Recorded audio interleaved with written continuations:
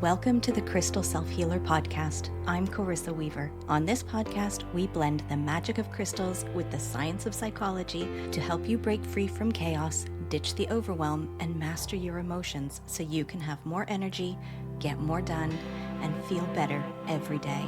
Get ready to unlock your intuition and restore your true power as we cover how you can transform your life using crystals and self-awareness. Are you ready to get started? All right, let's go.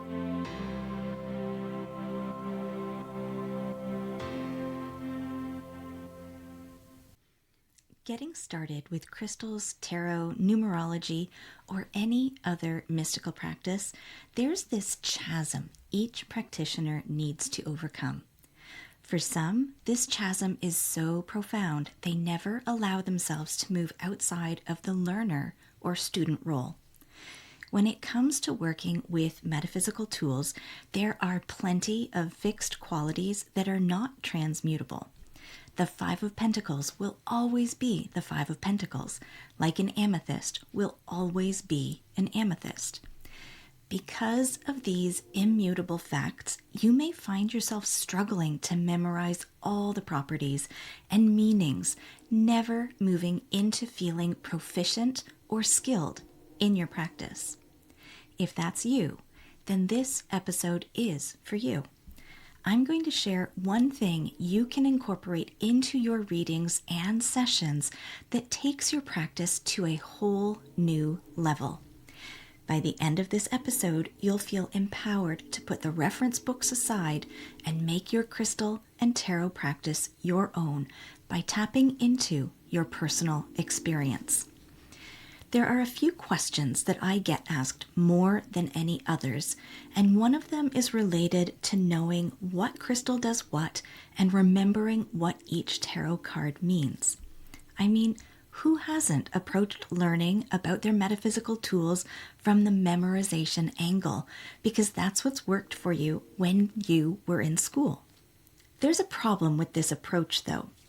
It fails to allow for the nurturing of relationship with your tool. And that's what each of you crave, to know what crystal will help in each situation and how to interpret the cards when they're pulled.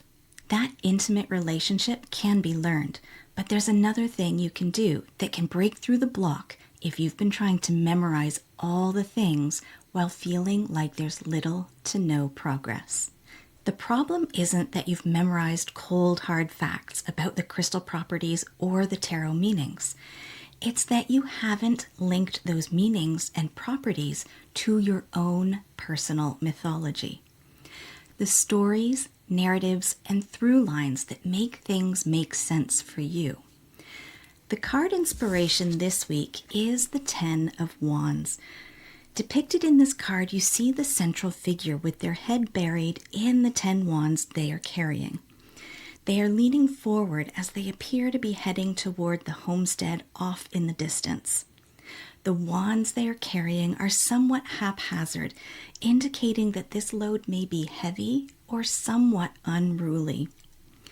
Traditionally, this card is symbolic of a burden, something you carry, often feeling alone.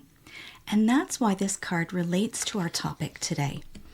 When you can't see beyond the burden of memorizing all the possible metaphysical properties or card meanings, you are apt to feel isolated and alone in your skills and within your practice. By isolating yourself and not seeing your connection to your homestead, your origin, your personal mythology, you are left holding a bunch of sticks that never seem to stay balanced or easy to handle. When you struggle to read your tarot or fret over what crystal to pick, you think it's because you need to learn more or memorize what's in the books. What you really need to notice is the story you're telling yourself about your ability, as well as the story coming through your tools. Working with each and every one of these tools challenges you to tap into your personal mythology. Working with crystals and tarot is about the story, not what you memorize. Each of the tools have multiple levels and layers they work on. multiple meanings and properties that surface or become noticeable under different circumstances and situations. Tarot decks are filled with imagery and symbolism. Each tarot deck creator had intention for why they made the pictures the way they did. Space. When you're not rooted in your personal mythology, you'll clamor at understanding or repeating someone else's. And that does nothing to build your confidence in your own ability. True reading doesn't come from reading and knowing their mind. It comes from your own understanding of you. Symbolism and meanings change between cultures and geography. This makes it hard if you aren't familiar with who and where you are positioning yourself from. You will find features or similarities that appear across cultures, and that's what allows these tools to be interpreted and meaningful. The other day, while watching Gods of Egypt and as Horus was losing his eye in battle, it reminded me of Norse mythology where Odin gave up an eye. Ultimately, how each culture depicts, uses, and interprets the losing of the eye, the through line is that the imagery of the eye is there. And when it comes to crystals, the same thing applies. Crystals aren't single-layered or containing of only one property. They have multiple purposes and multiple metaphysical properties, and depending on you and how it relates to you is how that crystal functions.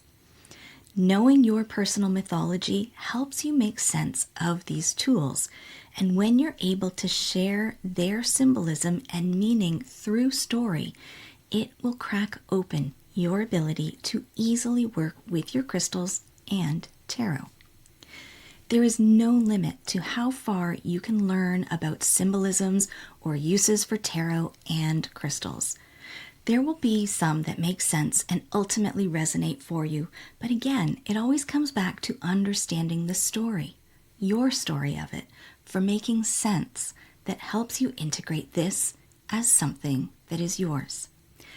Whether it be the chakra system or the hero's journey, it's up to you to weave the story so that you can work freely with your tools. Learning these other mythologies and methods actually add to the depth and breadth of your readings and use because it will lend nuance, variety, and cross-confirmation to your interpretations. But that learning should never come at the expense of knowing your own personal mythology, because that's the secret behind tarot and crystal work. The crystal I'm going to offer today is Aquamarine, and here's why. Trying to make sense of your practice through the definitions and interpretations of others only widens the disconnect between you and your tools. Aquamarine helps to clear emotional static so you can recognize and trust your personal mythology. The pressure to memorize meanings creates tension and triggers fear of getting interpretations wrong. Aquamarine provides a calming energy, allowing you to open to and notice symbols, layers, and impressions that naturally speak to you.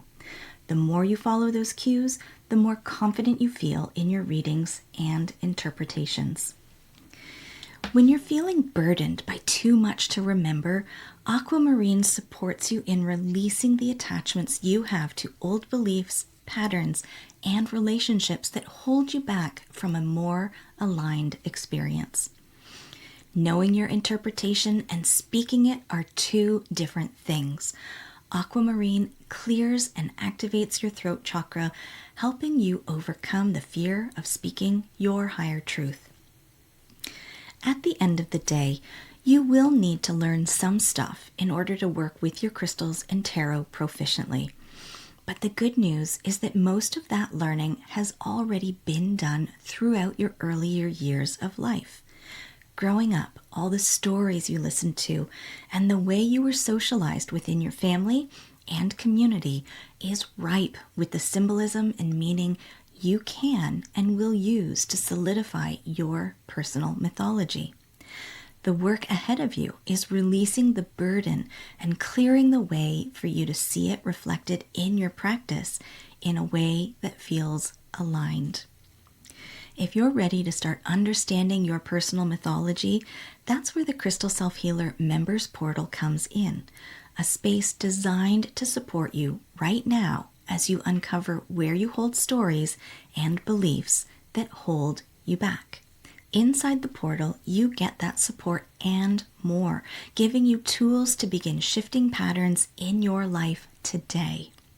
There are healing sessions that help you process emotions, rituals that help you anchor and direct energy, and personalized support when you're feeling stuck, as well as courses, workshops, and activations that support you in mastering new skills and building spiritual alignment.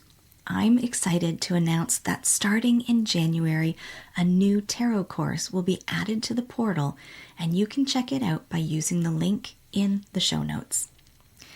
Everything you need to recognize and dismantle the patterns, cycles, and loops that keep you stuck is in the portal, so you can achieve more ease and alignment immediately. Visit my website, 3charmedgems.com, or click the link in the show notes to learn more and join me. Now is the time to stop living at the mercy of emotional triggers and start moving into spiritual integrity. The Crystal Self Healer Members Portal is where that shift begins. Find your clarity and come home to yourself. The card and crystal pairing are from a crystal and tarot forecast inside the Charmed community. These readings are designed to help you align your energy and focus your week. If you're interested in accessing these weekly readings, join us for free. The link is in the show notes. Today's episode has been brought to you by the Ten of Wands, Aquamarine, and Personal Mythology. May we all access our divine wisdom and personal mythology in ways that support our practice. Blessed be, my friends.